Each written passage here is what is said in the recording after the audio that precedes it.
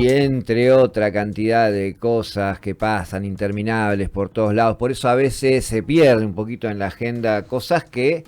son muy caras a la historia de esta radio y de los medios cooperativos, comunitarios, populares en general en todo el país. Se están cumpliendo mañana y pasado nada más y nada menos que 15 años de la sanción de la Ley de Servicios de Comunicación Audiovisual. ¿Por qué digo mañana y pasado? Porque fue un 9 de octubre de 2009 cuando el proyecto ingresó a su tratamiento en el Senado, la última cámara que le faltaba, luego de haber pasado por diputados, y un 10 de octubre hubo que hacer vigía, estar en vela toda la noche allí, con muchísima gente, música, una algarabía tremenda, para que en la madrugada del 10 de octubre finalmente se sancione esta ley, que en muchos de sus aspectos sigue vigente, pero ni siquiera en esos aspectos en los que sigue vigente se cumple. Por eso va a haber una transmisión especial del Foro Argentino de Radios Comunitarias, algunas actividades en distintos lugares del país, y se le va a presentar un petitorio al Ente Nacional de Comunicaciones que continúa intervenido por una serie de puntos que tienen que ver sobre todo con la situación de uno de los mecanismos generados por la ley, que son los FOMECA, los fondos de fomento para la comunicación comunitaria originaria y de frontera. Para charlar de todos estos temas estamos con Natalia Binelli, histórica referente del canal Barricada TV y también de CONTA, la Coordinadora Nacional de Televisoras Alternativas, y una de las protagonistas de esta lucha que, bueno, está cumpliendo esta efeméride. Queríamos reflexionar en conjunto, una especie de balance y de panorama de situación también. ¿Qué tal, Natalia? Buen día. ¿Qué tal, Pablo? ¿Cómo estás?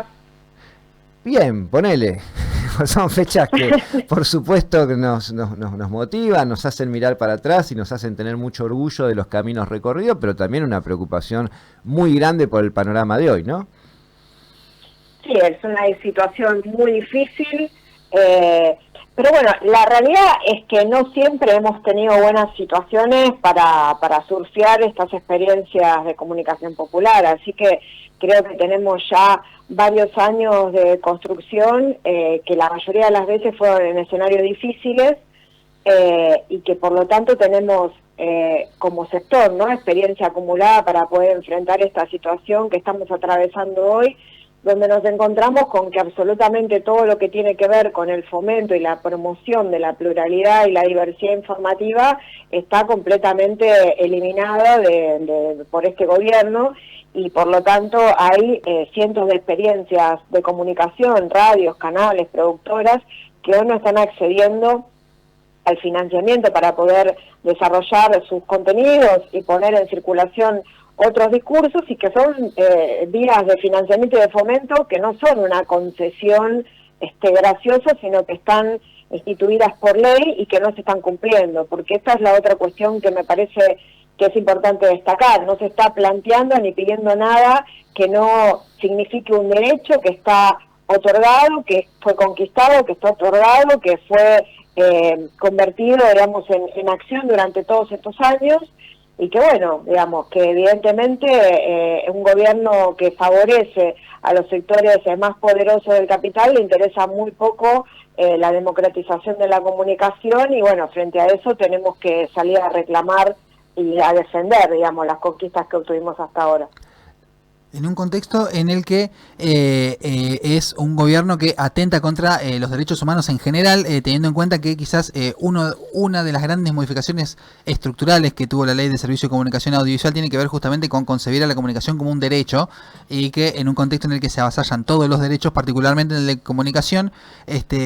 viene siendo bastante atacado junto a la pluralidad de voces, que dentro de las cosas que naturalizamos tiene que ver con el cierre de Telam, ¿no?, que ya pasó hace bastante, y que también, ¿no?, como que convive con esto también, con la falta de entrega de los FOMECA, y bueno, con el ataque constante, ¿no?, a lo que es la pluralidad de voces y cualquier cuestión disidente.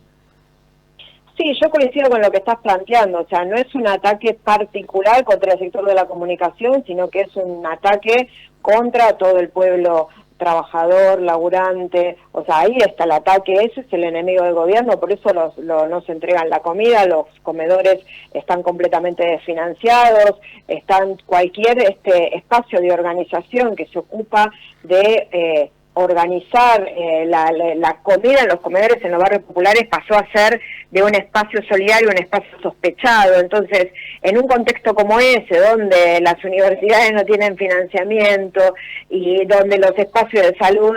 son cerrados, bueno, ¿qué podemos esperar para el derecho de la comunicación? No es un tratamiento diferente el que vienen, sufriendo, todos estos sectores.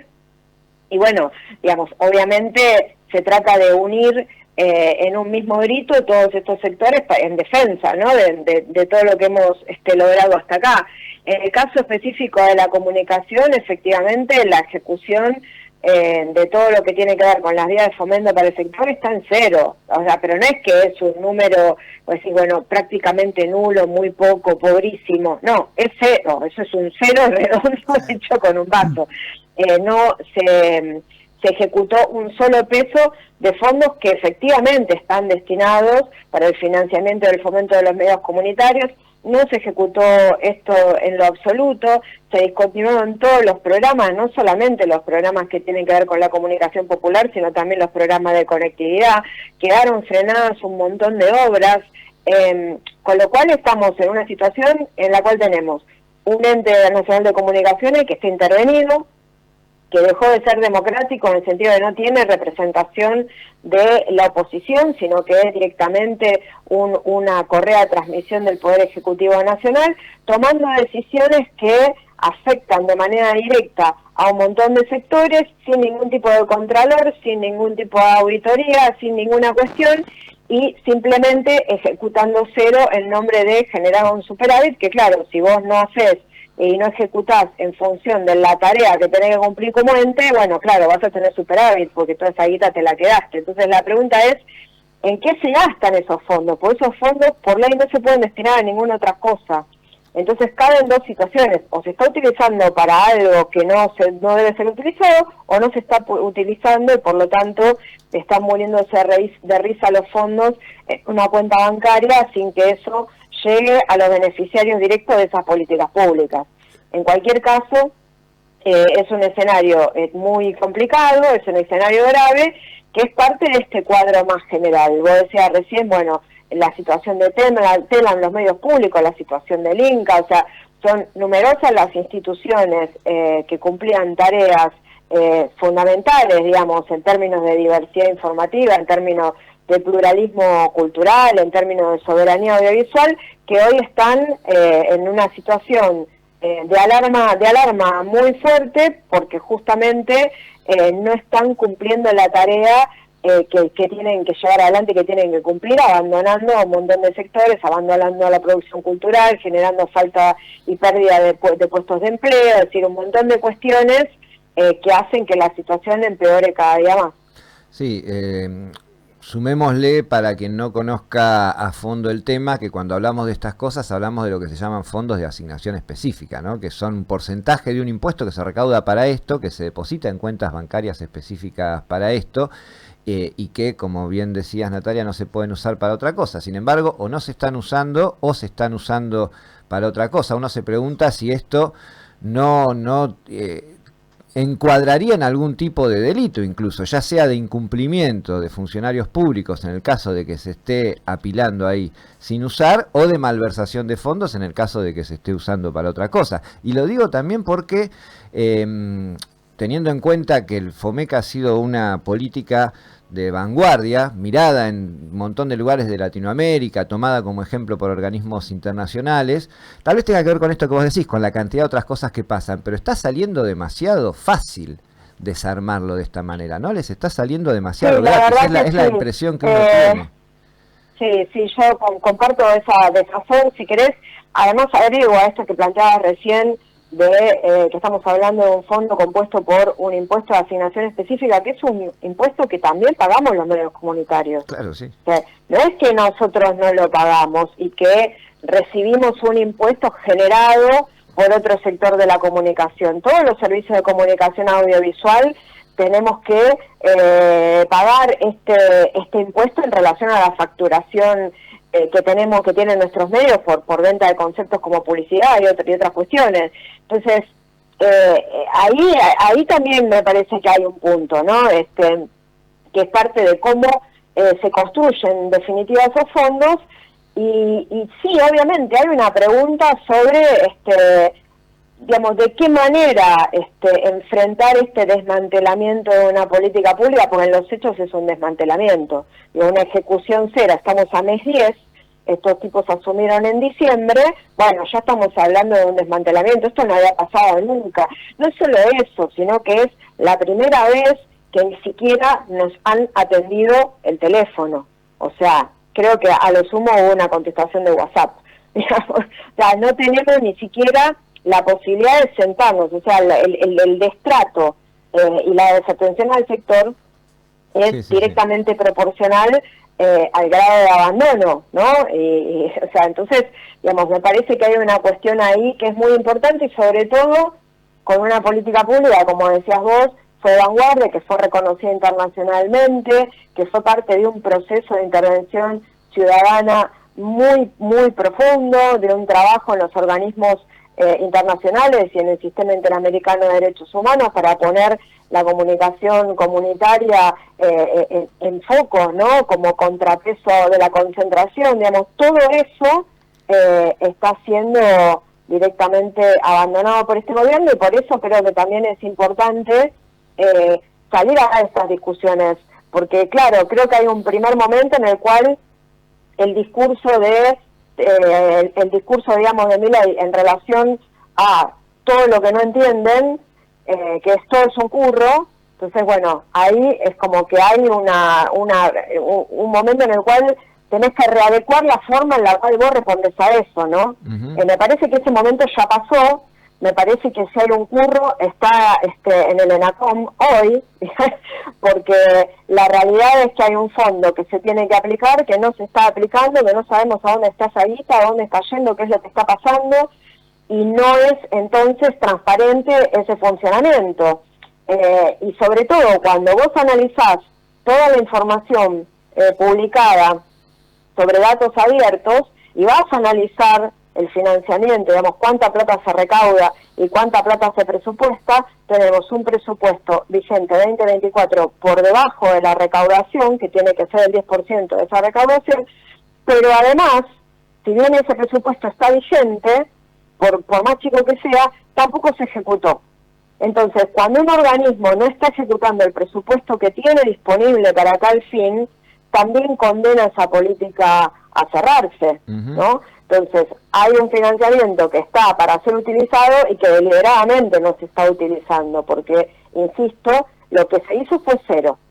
Y esto significa puestos de trabajo, esto significa diversidad, esto significa falta de democratización informativa, y son un montón de elementos que se abren, y ni siquiera hay una posibilidad de tener una mesa donde nos sentemos a plantear cuáles son nuestras demandas, cuáles son los planteos, nada, digamos. Simplemente hay una intervención que parece que hay un monarca que ha decidido que el ENACOM se convierta en una correa de transmisión para no hacer nada, porque me pregunto qué es lo que están haciendo. Sí, además son funcionarios ñoquis, porque claro, digamos, ¿qué están están a cargo de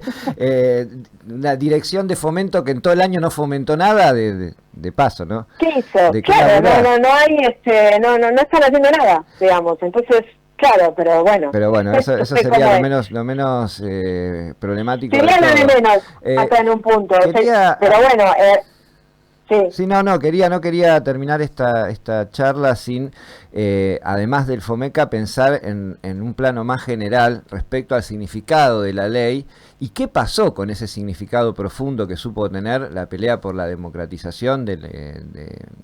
mediática, concepto que hoy podríamos extender. Hablabas de la conectividad, digo, a las redes, a las plataformas, a todo esto que hoy es una realidad en nuestra comunicación, porque daría la sensación, está bien, un elemento ya lo dijimos, pasan una cantidad tremenda de otras cosas que hacen que no se dé abasto y que una cuestión que es estratégica y transversal a todas, como la comunicación. Bueno, y están los jubilados, está la gente pidiendo en fila alimentos en Capital Humano en este momento, suceden tantas cosas que uno podría decir, y bueno,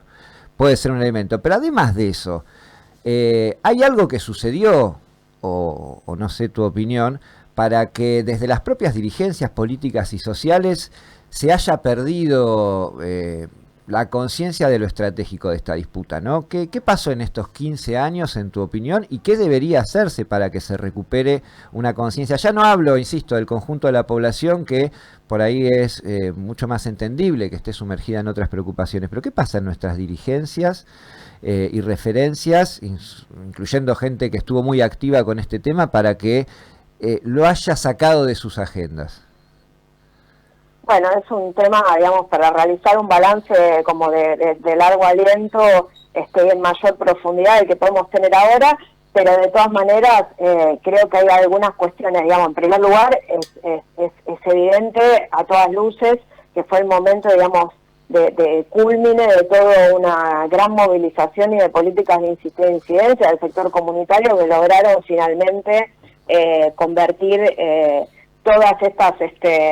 todos estos planteos que se venían trabajando a lo largo de los años en el texto de una ley, como fue la Ley de Servicios de Comunicación Audiovisual. Creo que a partir de ahí lo que pasó es que esa misma ley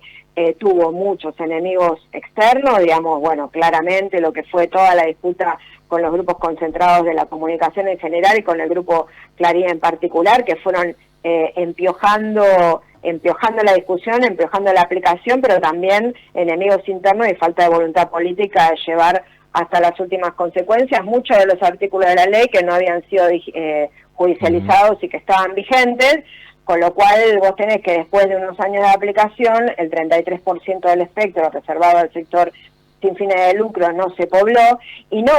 porque podamos decir que no son semejante cantidad de experiencias para cubrir un 33%, que podría llegar a ser atendible, sino porque no se abrieron concursos,